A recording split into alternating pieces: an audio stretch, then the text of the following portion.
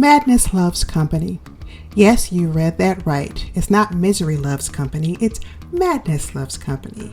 In fact, virtually all the characters in Netflix hit series Baby Reindeer were insane. Especially Donny. I mean, what person in their right mind would ever do stand-up comedy? Yeah, outside. Want to go for a ride? Back to my home planet. Your home planet? A planet where people find me funnier than they should? I'm sold. Or be an artist in any capacity?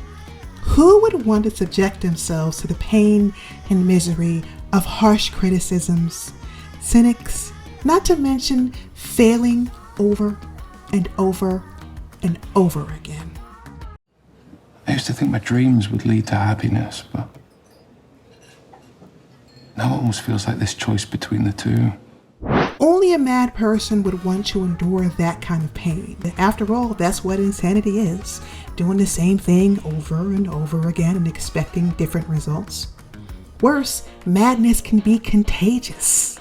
Like a bacteria, it spreads, infecting our mind and the relationships that we have with our friends and family. A proper dirty little bumhole lover!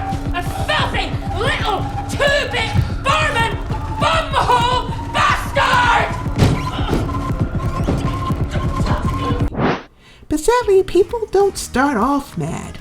It's a slippery slope that starts with a trickle of repressed emotions and ends in a tsunami of shame and guilt.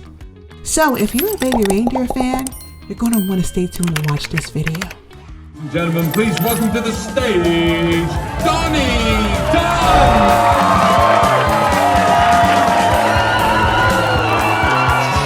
Society would have you believe that people who are truly mad need to be locked away.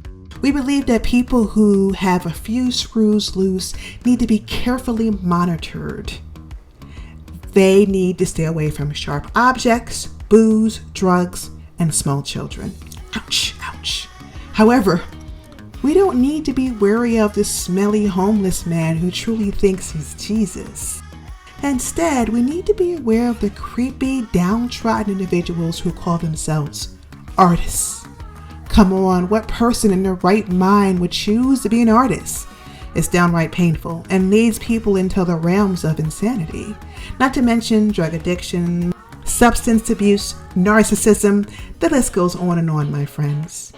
After all, there are countless artists who are victims of their own success. The pressure of having to constantly perform becomes overwhelming. Or worse, the dire reality of never making it becomes too much to bear. So, without getting into all the doom and gloom, let's go over some of the symptoms of the crazy artist, shall we?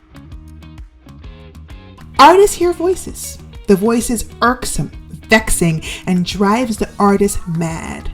Unlike serial killers and mass murderers, the voices in their heads aren't driving them to commit heinous crimes. No, much worse, forcing them to endure public humiliation. The voice in your head wants you to stand up in front of dozens, even thousands of people on the internet and share your art. Don't know why they're all laughing. You're absolutely shite.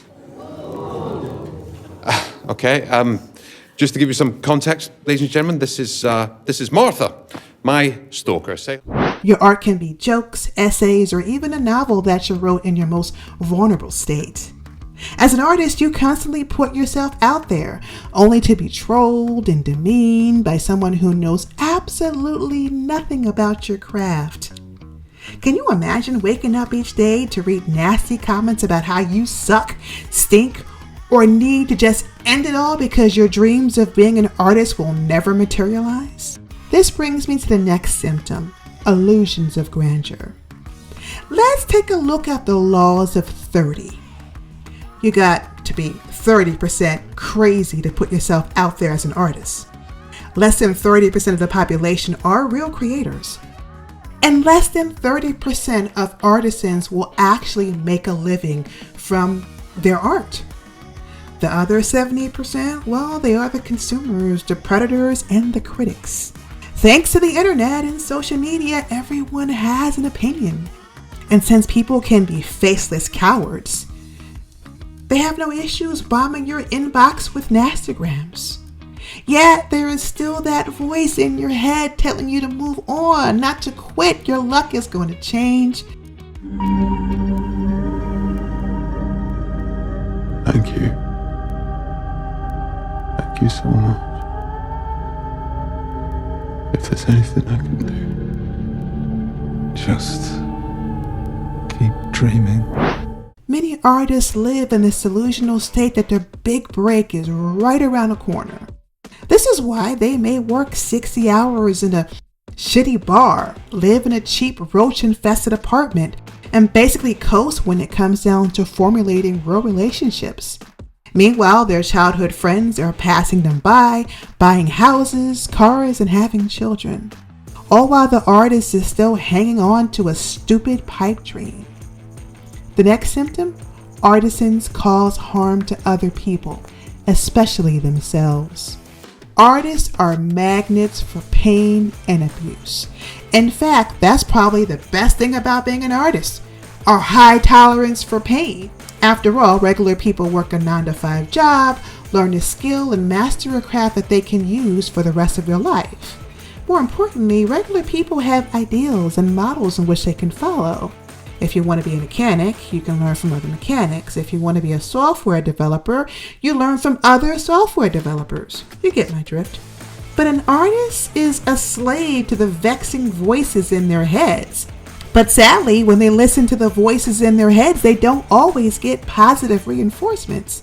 See the woman he's dated? Pig ugly. If he stooped any lower, he'd be a hunchback. Yes, hello, ladies and gentlemen. He's a hunchback. Quasimodo, head in a gutter of skanks. In fact, in most situations, the feedback that an artist gets is mostly bad. This leads to confusion or worse, self-doubt. As an artist, you just don't know what works or what doesn't. Your self-esteem deflates and you're looking for anyone to give you guidance and reassurance. After all, your inner voice has led you astray and can no longer be trusted. So when a predator comes along and laughs at your jokes or gives you the validation that you so desperately crave, you don't feel so mad anymore. You don't feel so alone. You don't feel so hopeless. But sadly, in this world of predators, people don't always have the best intentions. And predators aren't only after your hide, they're after your talent and creativity. I mentioned before that less than 30% of people actually create. The other 70% critique and take. Predators won't just bend you over, they'll suck you dry, growing fat and rich while they leech off of your gifts and talents. And it's not just the artist who suffers, it's society. Predators are only concerned about their bottom line. They have no issues taking an artisan's work and morphing it into a gross mutation of what it once was. As a result, audiences are forced to endure lackluster films, books, and television series. If you've gotten this far, then you probably concluded that Baby Reindeer is analogous of the terrible relationships that go on between creators and producers. There's this huge power dynamic where the creators are brutally exploited. This toxic relationship doesn't just destroy art, it destroys people. Like, want to unzip people and climb inside them. Can't say it's an impulse I've had very often, no. For an artist, their inner voice is their muse. They can get lost in their own little worlds and find tremendous pleasure by just painting, dancing, or writing. Real artists are masters at finding inner peace. But sadly, they lose this inner joy when predators bang down their door, storm into their inner havens, desecrate their sacred worlds, and ravish their muse. To have your bone structure too, you know. They should tax you for it. Man tax. Martha saw me the way I wanted to be seen. Donny is an artist trying to navigate a perilous world filled with predators in the form of stalkers, leeches, and naysayers. Slowly, he finds himself drifting into a world of madness, only to be pulled back to the confines of sanity, to reestablish a sense of self, of course. You see, we artists need to protect our inner voice at all costs, not just from predators, but also from our own self-doubt. Sadly, we need to endure our own heroes' journeys, equipped with villains that bring out the best and worst in us. There's a reason you're keeping her around, and maybe it's not so much who she is, but what she gives you. Some of us will prevail, and others, well, others won't be so lucky. So what are your thoughts on Baby Reindeer? Please sound off in the comments below.